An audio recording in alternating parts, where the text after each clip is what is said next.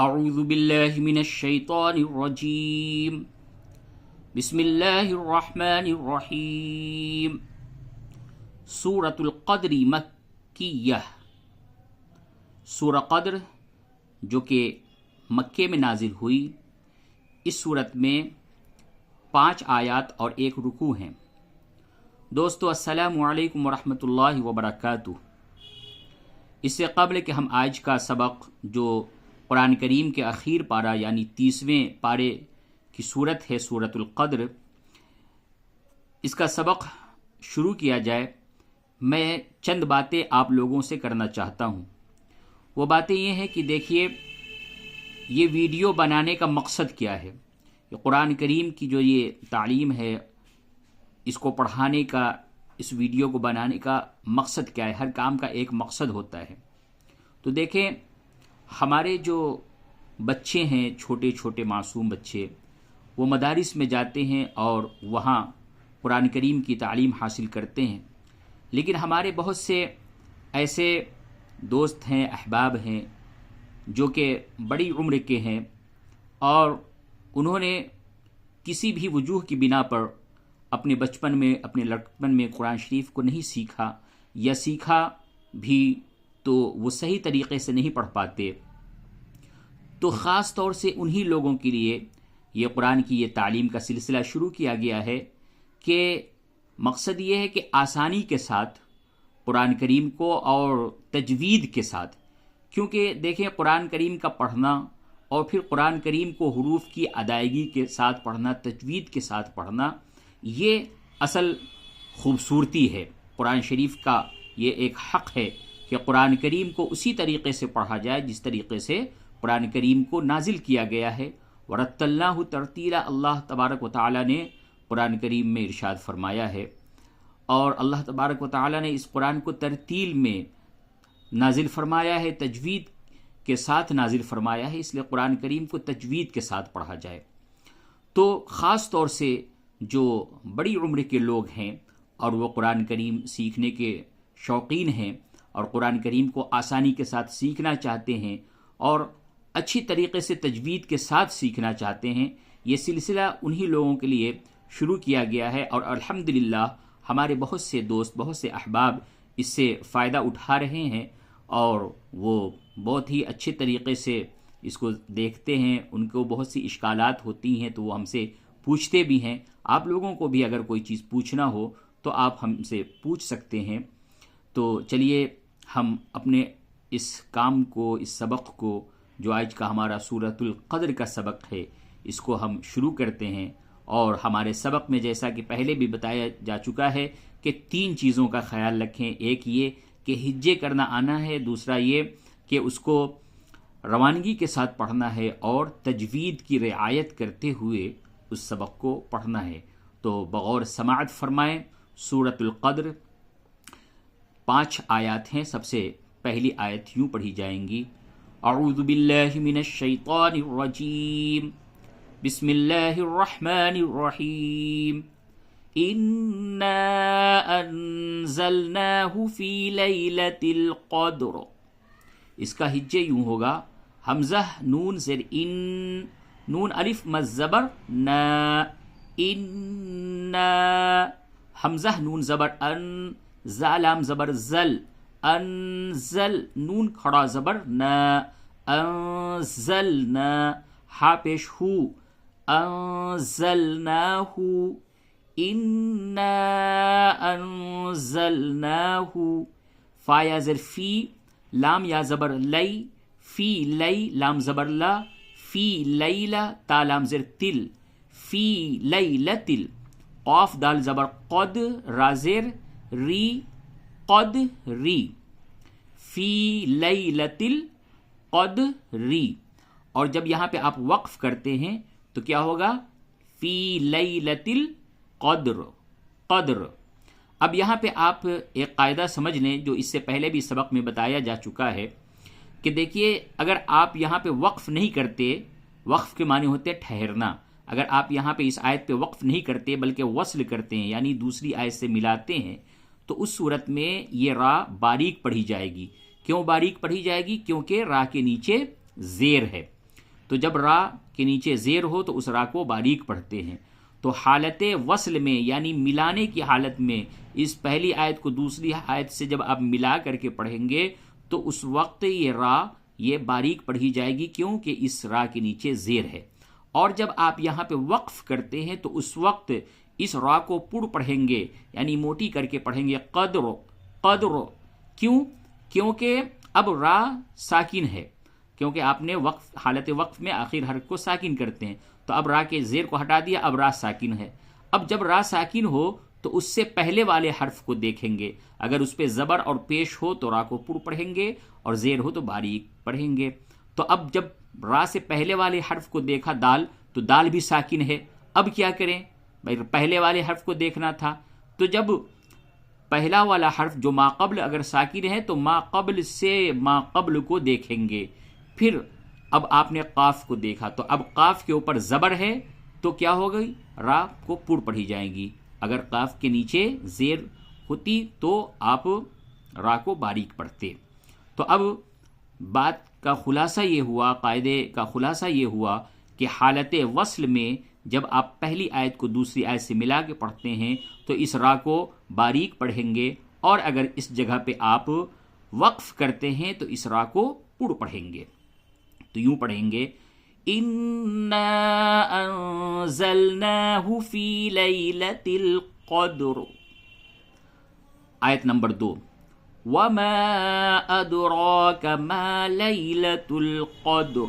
یہاں پہ بھی وہی قاعدہ ہے، ہجے یوں ہوگا، واو زبر وا، میم الف مز زبر ما، وما، حمزہ دال زبر اد، را کھرا زبر را، ادرا، کاف زبر کا، ادراکا، وما ادراکا، میم الف زبر ما، لام یا زبر لی، لام زبر لا، ما لیلا، تا لام پیش تل، ما لیلتل، قاف دال زبر قد، را زیر ری، قدری، ما لیلت القدری.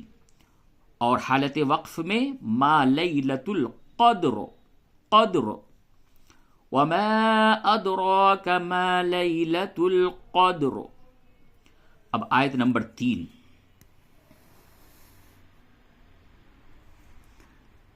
لیلت القدر خیر من الف شہر.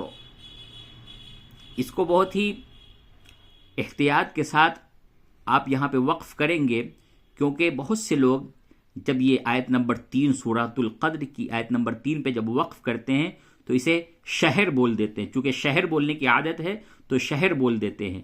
یہ شہر نہیں ہے، بلکہ حالت وقف میں اس کو اس طرح سے کرنا ہے، شہر، شہر، 2 ساکن ہو جائے گی، ہا بھی ساکن ہے اور را کو بھی آپ ساکن کریں گے تو ڈبل ساکن ہے، اجتماع ساکنین ہے.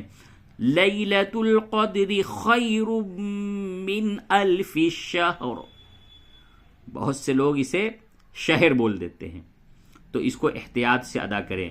شہر، ہجے یوں ہوگا، لام یا زبر لی، لام زبر لا، تا لام پیش تل، لیلۃ ال، قاف دال زبر قد، را زیر ری، قدری، لیلۃ القدری، خا یا زبر خی، را میم 2 پیش رم، خیرم.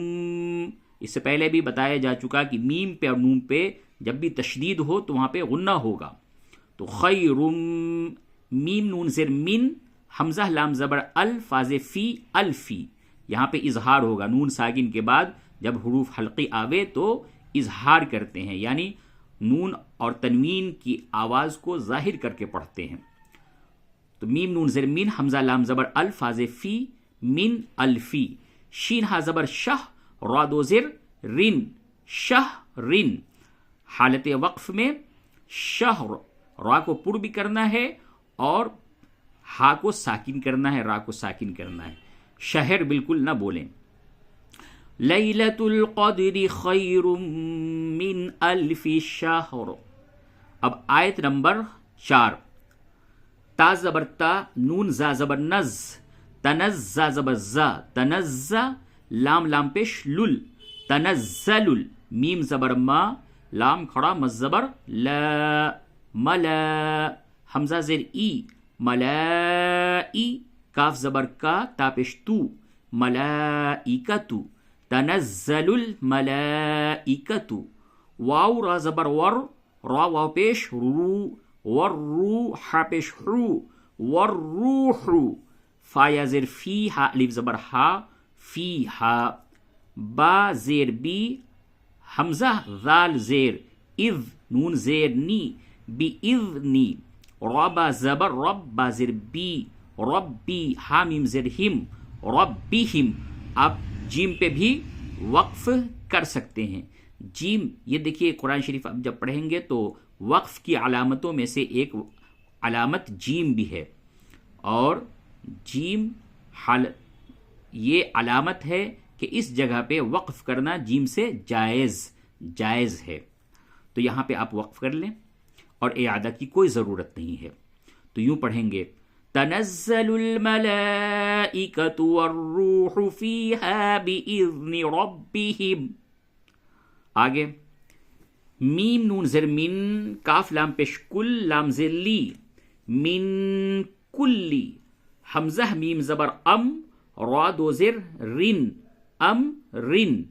اور حالت وقف میں امر، امر، یہاں پہ بھی امر نہیں ہونی چاہیے، امر، اور را کو پر کریں گے حالت وقف میں، حالت وصل میں را کو باریک پڑھیں گے. من کل امر، سین زبر سا، لام کھڑا زبر لا، سلا میم دو پیش من، سلامن. اور یہاں پہ وقف بھی کر سکتے ہیں تو ہوگا سلام. من کل امر سلام. اس طرح سے آپ من کل امر سلام، امر پہ وقف نہ کر کے آپ سلام پہ وقف کریں. دیکھیے یہ اوپر 3 نقطے بنے ہوئے اور یہاں پہ بھی 3 نقطے بنے ہوئے ہیں. جب اس طریقے سے کوئی علامت آوے تو اس کا مطلب یہ ہوتا ہے کہ دونوں علامتوں میں سے کسی ایک علامت پہ آپ کو وقف کرنا ہے. آپ یوں نہیں کہہ سکتے، یہاں سے من کلی سے فجر تک آپ نہیں پڑھ سکتے ایک ساتھ، یہ غیر مناسب ہے. بلکہ آپ یا تو امر پہ وقف کریں یا سلام پہ وقف کریں، اور دونوں جگہوں میں سے کسی ایک جگہ پہ آپ کو وقف کرنا ہے. تو چلیے ہم نے امر پہ وقف کیا ہے، تو اب سلام سے فجر تک ایک ساتھ پڑھتے ہیں. سلام ہی حتی مطلع الفجر. ہجے یوں ہوگا، سین زبر سا، لام کھڑا زبر لا، میم دو پشمن، سلامن، حاضر ہی یا زبر یا، ہیا، ہا تا زبر حت، تا کھڑا زبر تا، حتی، سلامن ہی حتی، میم تو زبر مت، لام زبر لا، عین لام زیر عل، مطلع، فا جیم زبر فج، را زر ری، فجری. سلام ہی حتی مطلع الفجر. یہاں پہ بھی وہی قاعدہ ہے کہ آپ یہاں پہ، تو چونکہ یہ آخری آیت ہے تو زیادہ تر لوگ وقف کریں گے ہی یہاں پہ، کیونکہ یہ سورہ یہاں پہ ختم ہو رہی ہے. لیکن وصل بھی کر سکتے ہیں. کیسے؟ اگلی جو سورت ہے اس کو اس سورت سے آپ ملا کر کے بھی پڑھ سکتے ہیں. تو اس سورت میں را باریک ہوگی اور وقف کی حالت میں را کو آپ پڑھ کر کے پڑھیں گے. کس طرح سے؟ سلام ہی حتی مطلع الفجر. اب چلیے اس سورت کو ایک مرتبہ روانگی کے ساتھ سن لیتے ہیں، روانگی کے ساتھ پڑھ لیتے ہیں.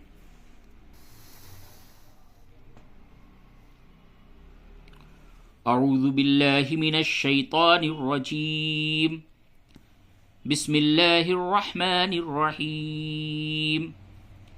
انا انزلناه في ليلة القدر وما أدراك ما ليلة القدر. ليلة القدر خير من 1000 شهر. تنزل الملائكة والروح فيها بإذن ربهم من كل أمر. سلام هي حتى مطلع الفجر. صدق اللہ العظیم. انشاءاللہ اب اگلے سبق، اگلی ویڈیو میں ہم ملتے ہیں. جب تک کے لیے والسلام علیکم ورحمۃ اللہ وبرکاتہ.